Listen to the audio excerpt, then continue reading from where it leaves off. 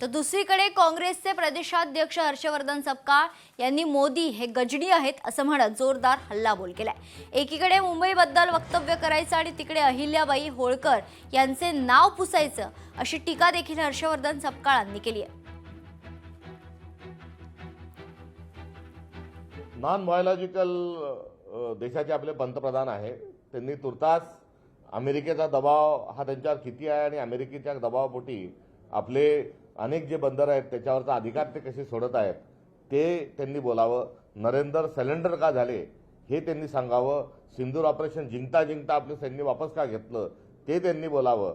आणि तुर्तास काँग्रेसच्या संदर्भामध्ये कुठलंही वाक्य विधान करण्याच्या ऐवजी महाराष्ट्र भूषण आणि महाराष्ट्राची कन्या आणि महाराष्ट्राचं आमचं दैवत असणाऱ्या अहिल्याबाई होळकरांचा त्या ठिकाणच्या स्मृतीवरून आपण बुलडोजर का चालवलं याचं उत्तर नरेंद्र मोदींनी द्यावं।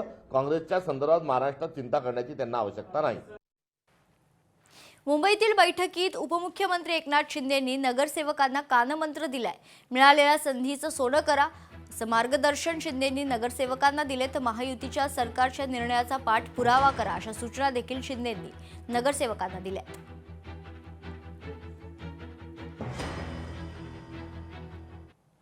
छत्रपती संभाजीनगरात ठाकरेंना मोठा धक्का बसलाय। पैठणचे माजी नगराध्यक्ष दत्तात्रय गोरडे भारतीय जनता पक्षात पक्षप्रवेश करतील।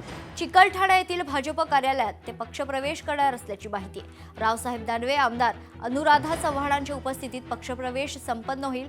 दत्तात्रय गोरडेंच्या प्रवेशामुळे भाजपला तालुक्यात बळ मिळणार असल्याची चर्चा आहे।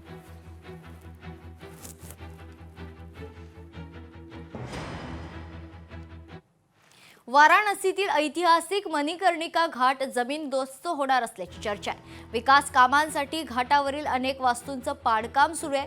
पाडकामाचे व्हिडिओ सध्या व्हायरल होत आहेत, तर काँग्रेसकडून सरकारवर ताशेरे ओढण्यात आलेत। पाडकामात अहिल्याबाई होळकरांच्या पुतळ्याची विटंबना झाल्याचा आरोप काँग्रेसनं केलाय। पुतळ्याच्या विटंबनाचे AI फोटो असल्याचा सरकारनं दावा केलाय। मणिकर्णिका घाटाचा मुद्दा खूप मोठा आहे, त्या महाराष्ट्राच्या आहेत आणि ज्या पद्धतीने त्या ठिकाणी महाराष्ट्राच्या अस्मितेला धक्का पोहोचलाय, महाराष्ट्राची अस्मिता पुसून टाकण्याचा प्रयत्न झालाय आणि एखादा माणूस अहिल्याबाईंनी बांधलेलं असं कसं करू शकतो? तिथे काही डेव्हलपमेंटच्या स्थितीत इतरही अनेक पर्याय होते, तिथे हे जसेच्या तसे ठेवून किंवा यात दुरुस्ती करूनही तो घाट चांगला बांधता आला असता। मात्र अहिल्याबाईंचं नाव पुसायचंय म्हणून गजनीच्या स्वरूपामध्ये मोदीजी तिथे गेले, ही महाराष्ट्राच्या अस्मितेला ठेच आहे। कांग्रेस के द्वारा जो दुष्प्रचार किया जा रहा है वह यही वीडियो बना करके जो अपने आप में एक अपराध है, गुमराह करने का प्रयास हो रहा है। सनातन धर्मावलंबियों की धार्मिक भावनाओं के साथ खिलवाड़ हो रहा है।